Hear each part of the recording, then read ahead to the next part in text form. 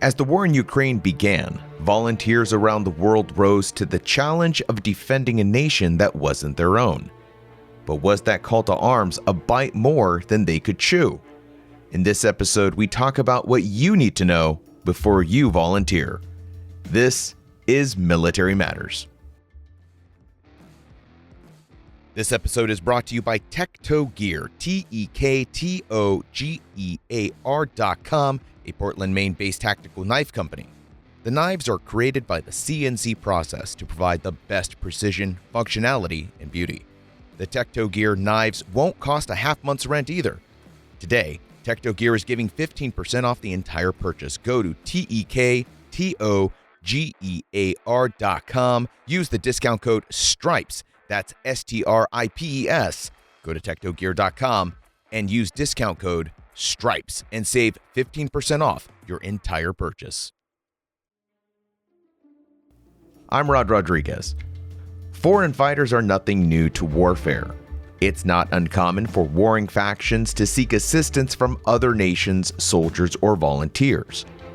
The war in Ukraine is no different, with both sides seeking assistance in fighting their war. But this war does seem to have some interesting facets in regards to the volunteers showing up to fight, because some of those volunteers are American military veterans who've deployed with the U.S. military to fight in Iraq, Afghanistan, and Syria. The U.S. Marine Corps has issued a travel ban to Ukraine, Belarus, and Moldova following reports of Marines trying to participate in the war while on liberty. The Wall Street Journal recently published an article about the volunteers answering the call of Ukraine's Foreign Legion and talked with some Americans who showed up to the fight, but found themselves in very different circumstances than what they were used to in an American military deployment. Needless to say, there were no Avies shot bets, among other things that they might have been used to. One Army veteran was quoted as saying, "Seriously, dude, it's not what I thought it was. Where's my M4? Where's my Javelin?" End quote. I wanted to know, if someone were serious about going to fight in Ukraine, what should they know first? What are the risks besides the obvious getting shot or blown up? So I turned to someone with experience contracting as a civilian overseas. My name is Tim Lynch. I'm a retired infantry officer from the Marine Corps, retired in 2000, unfortunately. Tim's worked in Iraq and Afghanistan for almost a decade, doing everything from standing up security forces, working with USAID, and even helping extract people out of a country. So I got a pretty comprehensive look at the systems that we were using in the contracting and military world. I had a great time. So I asked Tim what he thought about Americans going to fight in Ukraine.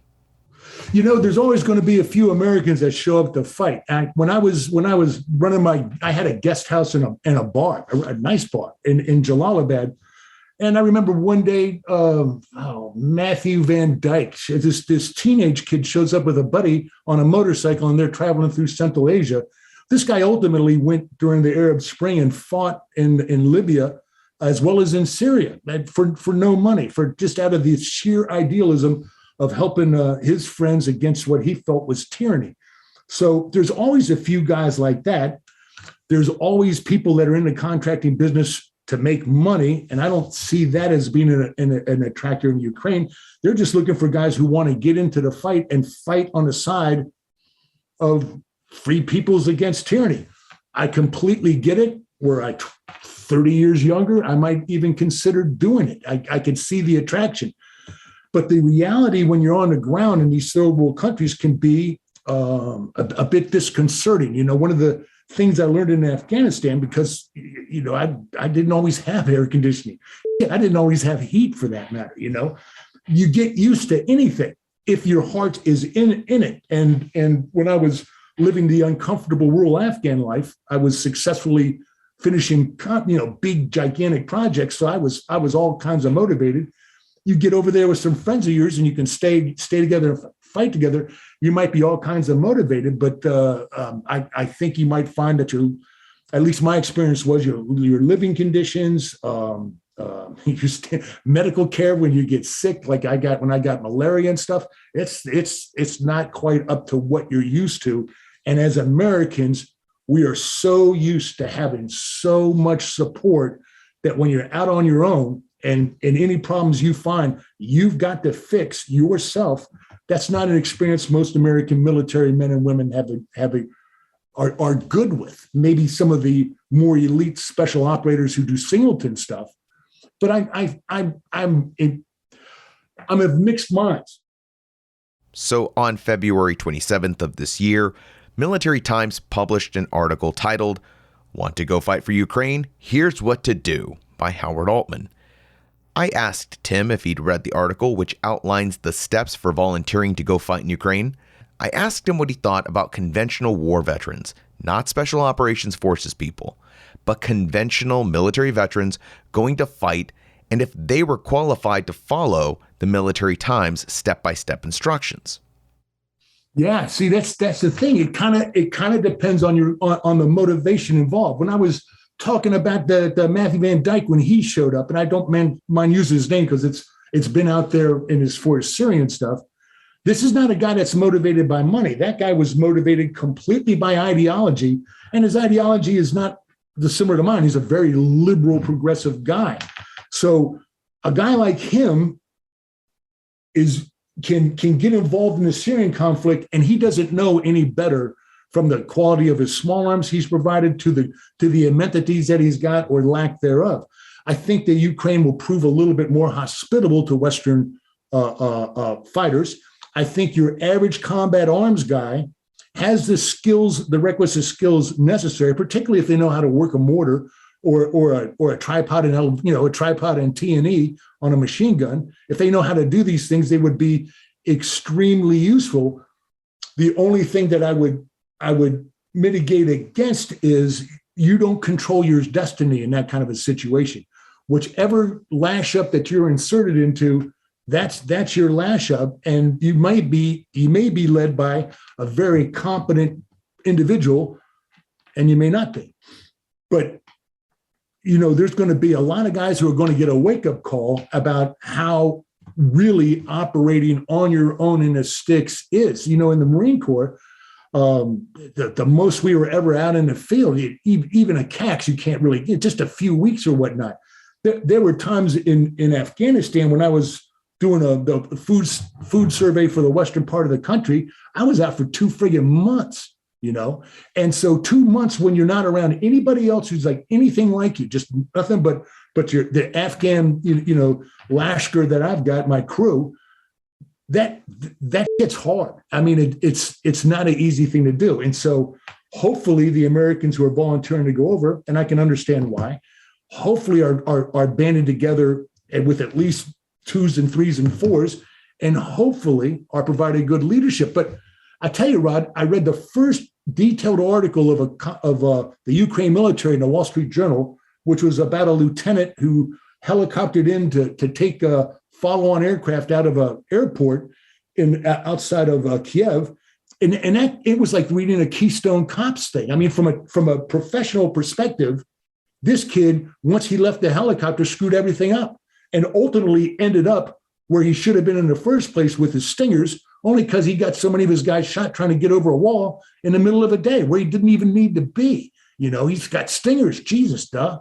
So, and I'm not saying that he's a bad guy. I'm saying he's typical of a territorial style officer, because the level of training and proficiency, particularly in infantry in America, is so far ahead of anybody else that it's virtually night and day. Maybe not so much our British counterparts or our Swedes or those kind of guys, but logistically they can't do what we do. So again, it still is. It's so different. And to be in a situation where you've got to make do with what you've got right now, it's not an easy thing to do. It can be exciting as hell. It can be rewarding. But when I think back to all the time I spent loitering around in places like Nimrod's province, where there was no Americans and stuff like that, I'm proud of what I did there. But mainly what I remember is just being damn lonely all the time, man. It's hard to be out there on your own for weeks on end. And hopefully these Americans joining won't find themselves in similar situations. Ukraine's a different animal than Afghanistan, obviously. There are lots of risks that someone is going to assume going to fight a war for another country. Aside from the bullets and bombs, I asked Tim what kind of other risks a volunteer should consider. Oh, wow. You want to hear a story. A security clearance, if they're going to go and fight as part of in an armed conflict in a foreign land, I believe that right there and then is going to risk their security clearance. It's going to that thing's going to go away unless somebody that's very understanding is managing that particular clearance. In my experience in Afghanistan, and I don't know that this will happen in Ukraine. Well, let me back up. We've watched them try to evacuate civilians out of there. And when they try to evacuate civilians, the one thing that you'll always find involved there is the UN Security Council. And the reason the UN Security Council is so important is because they got money. And when you want to evacuate people and get a lot of people on a bus, on buses headed someplace, that takes cash money. You've got to pay people to do that stuff. So the UN shows up. And of course, the evacuations don't happen because mysteriously Russians' artillery shells fall down every time they try. When in Afghanistan, there was a bajillion contracts out for let by the State Department. And again, this may not be the same in Ukraine, but what it attracts is shady people who have spouses working for the State Department. I'll give you an example that would happen to me. WSI, headed by the former sheriff of St. Petersburg, working DynCorp contracts, got a wife that's in the State Department in charge of the CivPol program. So we know where his contracts came from. Excuse me. He never paid anybody. I'm sorry, excuse me. I think I got my first month's wages. He didn't pay the Afghans that built the training centers. I mean, ultimately, we had to have a fire sale to get our people out of there. And his contracts got canceled, but he never got in trouble from the State Department. And so he's abandoned this Afghanistan operation with, 500 MP5s rather, in boxes. I mean, 2 crates of Glock pistols and shit like that. Actually, we took custody of them, but they were essentially adrift. And so it's half-assed knuckleheads like him who have connections that come in and start up small contracts to feed off the large contracts that you can end up working for an entity in which you're not only not paid, but, and this didn't happen to me because I was a little bit lucky, you could be jailed for your employer's lack of paying taxes. I think at one time there was 4 or 5 former British colonel and American colonels, lieutenant colonels in Polocharki prison from various entities that have not been paying their taxes to Afghanistan. Like I said, these are the things. The other things that happens, particularly the guys who get embedded and know stuff, is they get approached by governmental agencies who want to know what you know, so you can start cooperating with them, and that comes fraught with some risks, because it's easy to get involved in a major, in my case, intelligence operation sponsored by the DIA, which pisses off the CIA, and the next thing you know, you're in serious goddamn trouble, and that is an easy trap to fall in when you're motivated, as was I, to want to get in the fight and do the right thing and provide what little bit I know that would help out, And that was, in our case, this ended very poorly, and I'm still paying for it to this day, because of tax problems, et cetera, that actually were not, did not result from money paid to me. It was my entire operation budget that got shoved to me in 1099s. And I'm still pissed about it to this day. But that's the kind of shenanigans you can get involved with, because particularly if you're in an area that's of interest to the government, and you're the one of the few Americans who knows anything about what's going on.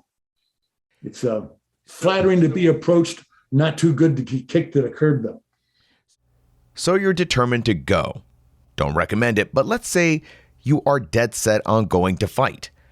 Tim recommends that you find an American firm to jump on board as a contractor, a firm that will safeguard your interests and might help you not lose your security clearance if you have one. That is the Gucci way to go, and that's where the money is. But those people on those contracts, well, I don't even know that there's any American companies contracting for anything right there.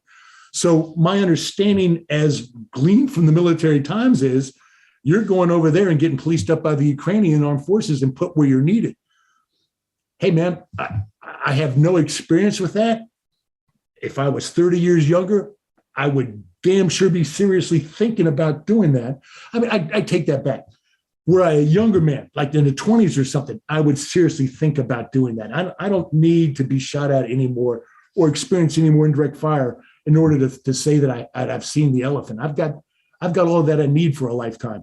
But were I an unexperienced, particularly somebody that's gone through an enlistment in the military, or was a commission as an officer, as a reservist or whatnot, and never got a chance to see the elephant, for guys like us, that lure will work. And I would say go over there and have an adventure of a lifetime, as long as that pipeline that I believe exists, where you're being policed up by Ukrainian military and inserted into their armed forces.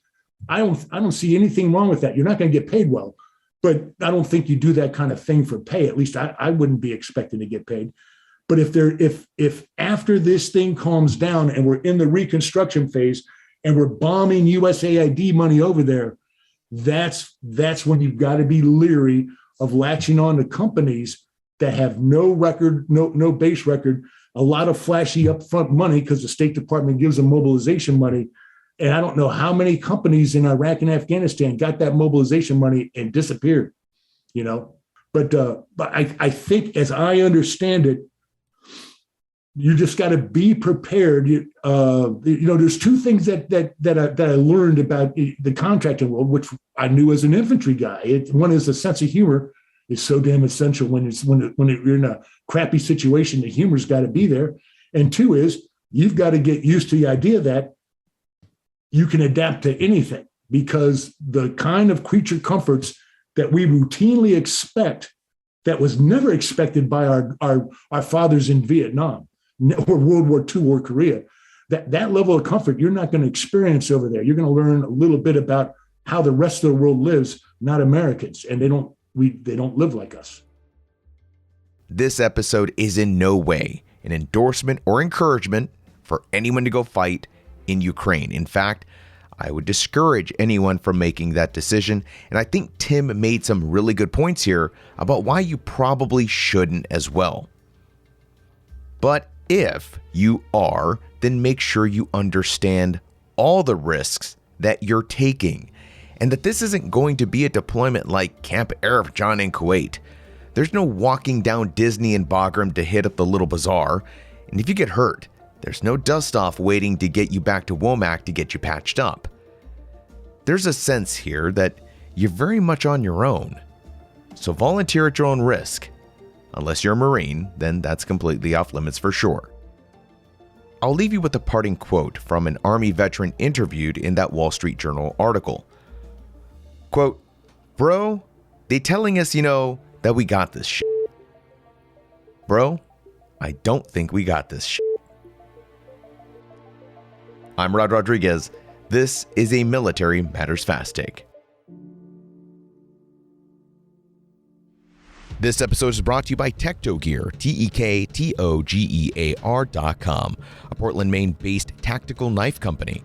The knives are created by the CNC process to provide the best precision, functionality, and beauty. The Tektogear knives won't cost you half a month's rent either.